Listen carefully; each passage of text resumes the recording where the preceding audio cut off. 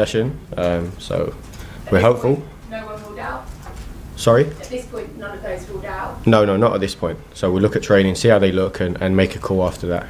Yeah, and with the news this morning that Liam, Rosenior, will be taking over, where does that leave you? Have you had a chance to talk to him? Did you meet him briefly yesterday?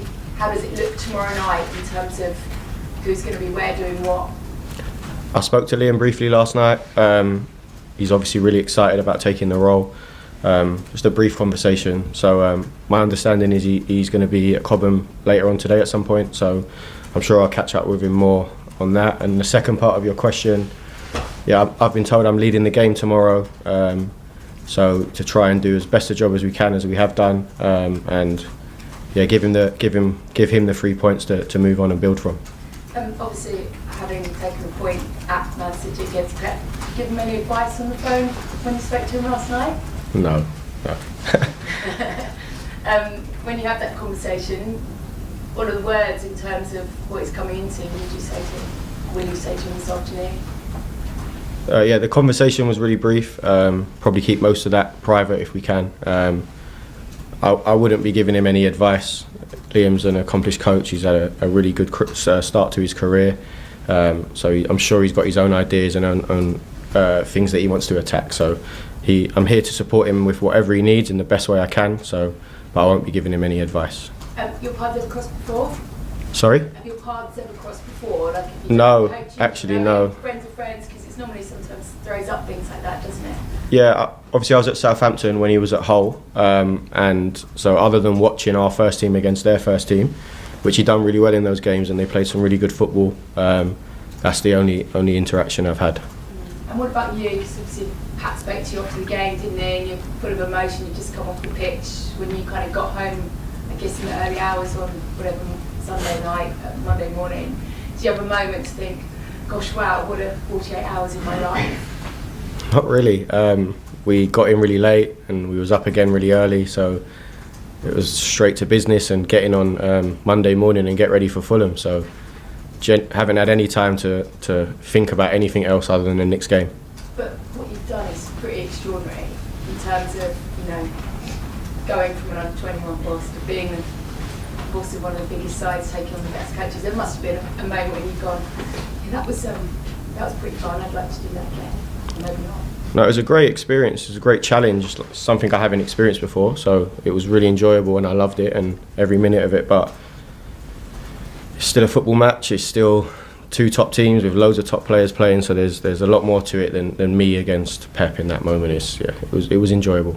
And just finally then for me, the excitement of getting out of the crack. What have you asked from your side as they come up against Fulham? The same thing we did against City. Try and prepare with the limited time we have as best we can, and try and build on that second half performance.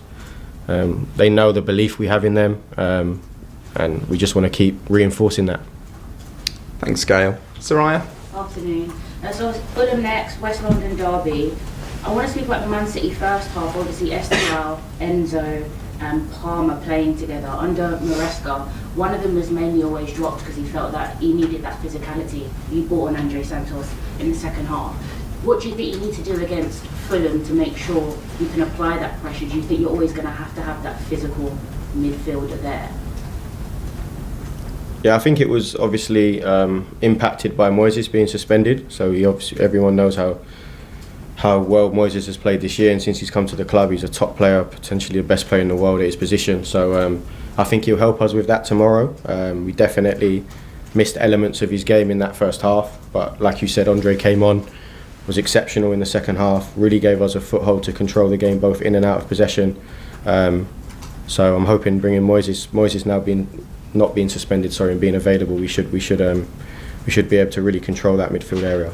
And after Man City, you mentioned you changed to a man-to-man approach, you created more pressure and you were winning second balls and your duels better. Santos was really key to that, and obviously Caicedo was missing. Santos played a lot regularly under the new manager now that we have with Chelsea.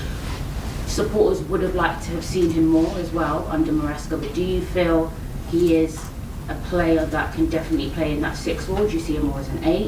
And how much do you think he should be playing at this club?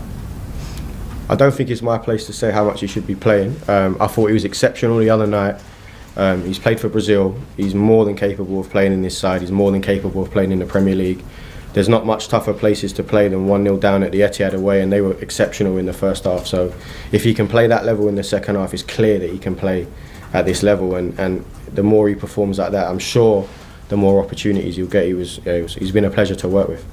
And just touching on the few training sessions and times you've had, you've come in at an unprecedented time.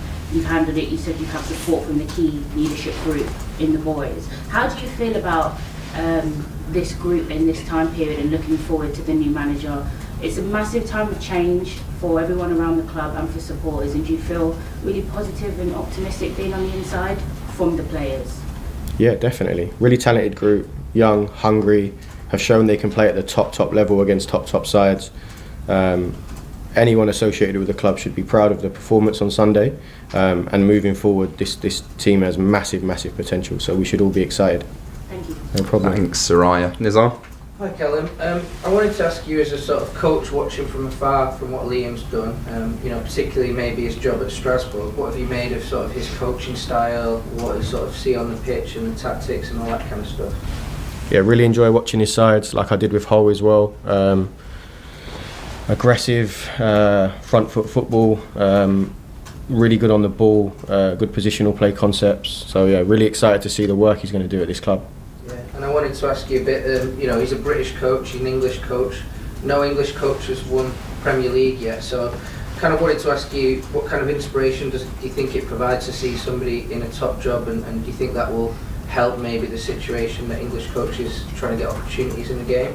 It's a really good question. Yeah, I'm sure all young English coaches from an academy background will be, in some way, regardless of who you support, rooting for Liam.